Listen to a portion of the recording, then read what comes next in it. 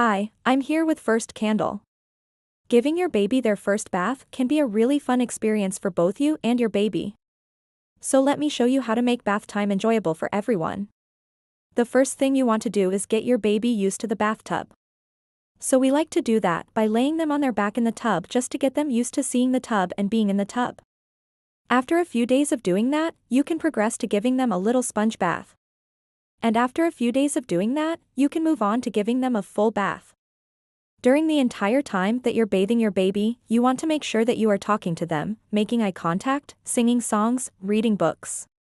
Because it's really important for your baby's development that they associate bath time with positive things, like you and the experience itself. Another really important thing is to support your baby's head, because their neck muscles aren't fully developed yet. So we like to use our newborn bath support, which is specifically designed to support your baby's head, keep their body in a nice straight position and allow easy access to their back so you can clean it easily. The other alternative is to use a rolled up towel. Once your baby gets a little bit older and stronger, you can start raising the sides of the newborn bath support up and allowing your baby to have more of an upright position. And then eventually when they're about 6 months old, you can take the sides off completely and lay it flat to give your baby a more adult-like bath experience.